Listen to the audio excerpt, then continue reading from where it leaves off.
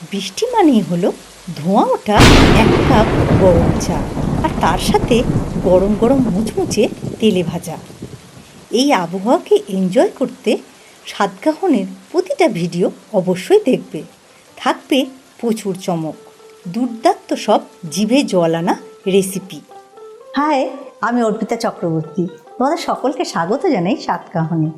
আজকে আমি তোমাদের দেখাবো ঘরোয়া উপকরণ দিয়ে কিভাবে ডাল পকোড়া বানাবে, আর তাও আবার মাত্র 5 মিনিটে। তাহলে আর দেরি কেন, চলো তাহলে ঝটপট শুরু করি।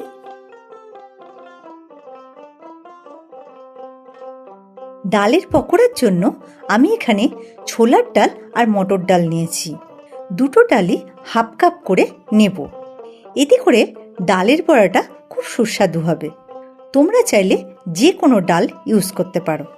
ডাল ভালো করে ধুয়ে নেব। এবার এতে একটু বেশি পরিমাণে জল দিচ্ছি।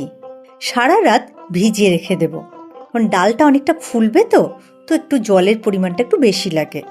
আর তোমাদের যদি তাড়া থাকে তাহলে একটু গরম জল দিতে পারো, এতে ঝটপট 2 ঘন্টার মধ্যে ফুলে উঠবে। ডাল দেখো ভিজে গেছে। এবার এই ডালটা জল ভালো করে ছেঁকে গ্রাইন্ড করে নেব। সারা রাত যেহেতু জলে ভেজানো ছিল, ডালের ভেতরে ভালো করে জলটা ঢুকে গেছে। আর শুকনো করে একটু গ্রাইন্ড করব, আর একটু কোর্সলি গ্রাউন্ড হবে, মানে একটু দানা দানা থাকবে। তাতে করে পকোড়াগুলো খুব মুচমুচে হবে। অল্প অল্প ব্লেন্ডার জারে দিয়ে 2-3 ব্যাচে আমি ডালটা গ্রাইন্ড করে নেব। ডালটা দেখো একদম মিশে যায়নি, একটু দানা দানা আছে, ঠিক এই রকম গ্রাইন্ড করবে।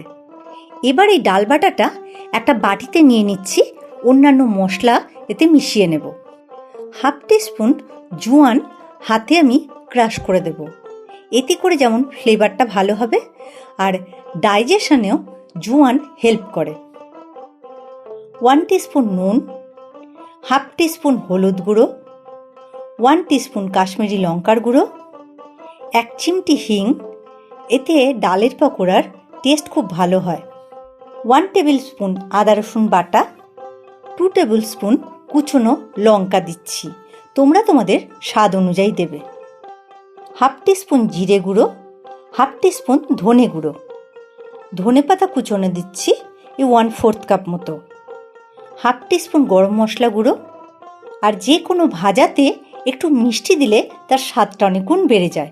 হাফ টিস্পুন মতো চিনি দিচ্ছি, 1/4 টিস্পুন দিচ্ছি খাওয়ার সোডা। এতে করে ঠান্ডা হয়ে গেলেও বড়াটা অনেকক্ষণ মুচমুচে থাকবে। একটা বড় পেঁয়াজ কুচনো দিচ্ছি। সব কিছু এবার ভালো করে মেখে নেব, আর একটু ভালো করে ফেটাবো। তাতে করে ডালের বড়াগুলো খুব সুন্দর হবে, একটু ফোলা ফোলা আর মুচমুচে। বড়া ভাজার জন্য আমি এখানে সর্ষের তেল দিচ্ছি, তোমরা চাইলে সাদা তেলেও ইউজ করতে পারো। সর্ষের তেল দিলে ডালের বড়াগুলো খেতে খুব ভালো লাগে। তেলটা খুব ভালো করে গরম করে নিয়েছি। 1 হাতা গরম তেল তুলে এই পকোড়ার ব্যাটারটার মধ্যে দিচ্ছি। এতে করে পকোড়াগুলো খুব মুচমুচে হবে। তোমরা যখন পকোড়া তৈরি করবে তখন এই ট্রিকটা কিন্তু অবশ্যই করবে, তাহলে তোমাদের পকোড়াগুলোও হবে খুব মুচমুচে। এবার ডালের বড়াগুলো আস্তে আস্তে ছেড়ে দেব। খুব বেশি বড় করব না, একটু ছোট ছোট করব, তাহলে মুচমুচে ভালো হবে। খুব বেশি চড়া জালে কখনোই বড়া ভাজবে না, তাহলে ঝটপট লাল হয়ে যাবে আর ভেতরটা কাঁচা থেকে যাবে। মিডিয়াম হট অয়েলে বড়াগুলো আমি দেখো ভাজছি। পকোড়াগুলো ভাজা হয়ে গেছে, কত সুন্দর কালার এসছে দেখো।